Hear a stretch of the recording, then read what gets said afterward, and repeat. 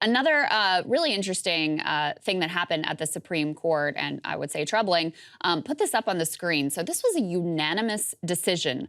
All 9 justices tossed out the bribery conviction of a former Cuomo aide. So what happened here is this guy, Joseph Percoco, who was the top aide to Andrew Cuomo, this was his boy, he was in the Cuomo administration. And then he was out for a brief time while Cuomo was running for re-election with all expectation that he would end up back in the administration. And he did. And during that time, he basically took bribes. And I mean, it was pretty brazen. Like, I don't know if you guys watch Sopranos, but they called these bribes that they would take ziti. They were referring to it in this situation also as ziti. So pretty brazen, right? Now, they argued that, oh, well, he wasn't in government then, so he couldn't really be taking bribes because he wasn't in government. But again, it's like, you know, this is Cuomo's boy. You know Cuomo's likely to end up back in office, and this guy is too. So you could have reasonable expectation what is going to happen here. And he did, in fact, deliver on, you know, what he was paid to deliver on. So lower courts had found him guilty of corruption. But the justices ended up ruling 9-0 in favor of this former Cuomo aide. And what the reason why they technically ruled is they said that the jury instructions that were given were inaccurate. Put this next piece up on the screen so that this is from SCOTUS blog. They had a good write-up of this. They say court throws out conviction of former Cuomo aide. So he had the jurors had been given instructions that the justices determined were not sufficient or were not accurate, and that's what led to this unanimous ruling. But Saagar, when you look at this case, and there was another Cuomo aide whose convictions they also threw out, were sort of similar circumstances. And when you consider, okay, they threw out the former Virginia Governor Bob McDonnell, they threw out his conviction as well for bribery. They threw out New Jersey Governor Chris Christie's former aides in the whole Bridgegate thing. They threw that out as well. You can see the Supreme Court really circling their wagons here. First of all, I think partly in response to the corruption allegations levied against them. This is like a little bit of ass covering for themselves personally. But more broadly, because this has been a trend going on for a long time, they're making it so that corruption is so narrowly defined.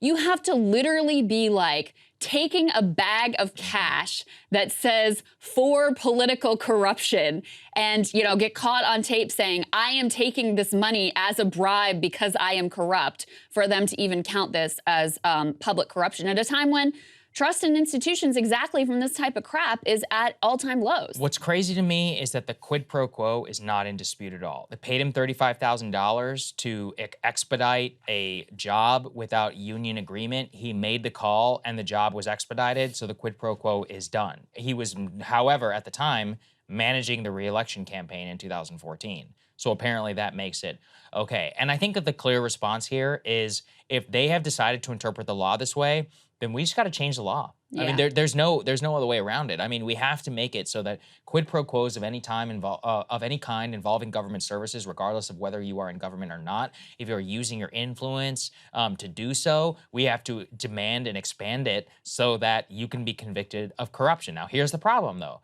Who's going to lobby against that? The government services and lobbying industry here in Washington. Mm-hmm. It would put, I don't even know how many thousands of people here, maybe honestly the entire city. The entire city really runs on lobby cash, so I don't really know if it's possible. Now, I'm saying theoretically we should change the law, but listen, there's a reason that we define the law this way, and it's because what's going on around us is legalized bribery. And if we actually go after real bribery, the way that it's commonly understood, not technically understood, then we would put an entire Washington industry out of business. And that's why you have a unanimous decision here. Of course. Conservatives, liberals, they were all one on this one and on some of the other decisions that were made as well. Because it's not just the present lobbyist class, K Street class, but all of these lawmakers, the public servants, quote unquote, they see themselves going and cashing in as lobbyists down the road as well. So they're looking out for, you know, their ability right now as legislators to take campaign cash or whatever perks are given to them in order to do the will of these lobbyists. And they're also looking out for their future job prospects by making sure that none of the reforms that we would want to see made to make this law much more clear and expand it so that there is an actual standard of, hey, you're a public servant. You're not here to take bribes and serve the interest of this lobbyist class, none of that can come to pass because of people looking out for their own pocketbook and bottom line. It really is disgusting. And to see it in such a, uniparty state here, every single one of these justices coming together to make sure that corruption is so narrowly defined that it basically doesn't even exist in their minds, it's pretty disgraceful to behold. Yeah, that is where it is just, I mean, I don't know, I'm on torn because technically in the way they're doing the law or evaluating the law, I guess, is it their fault or is it the law? Like, I think really what it is, like, we have to change the law. And I think it also was passed in such a way and written in such a way to make it amenable for people like this so that it doesn't happen. It's like,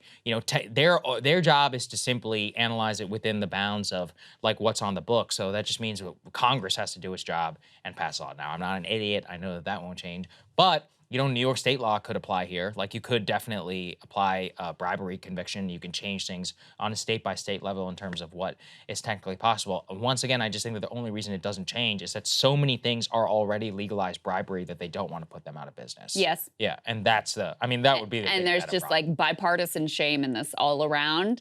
So they have no interest in changing this. What would all of the formers, aides to Clarence Thomas and all of them do if this was not? If we were, Not just Clarence. all of them, yeah. Hagen, Sotomayor, all these people are all printing money, off their names. Hey guys, ready or not, 2024 is fully upon us now, and Saagar and I have been brainstorming ways that we can really up our game for this critical election. Yeah, we rely on our premium subs to expand our coverage, to add staff, to upgrade the studio. We just want to give you the best independent coverage of this election, which is possible. So if you can help us out, become a premium subscriber today, breakingpoints.com, or the link is down here in the description video. It really means the world to us, and if you like what we're all about, this is the best possible way to keep us 100% independent, working only for you.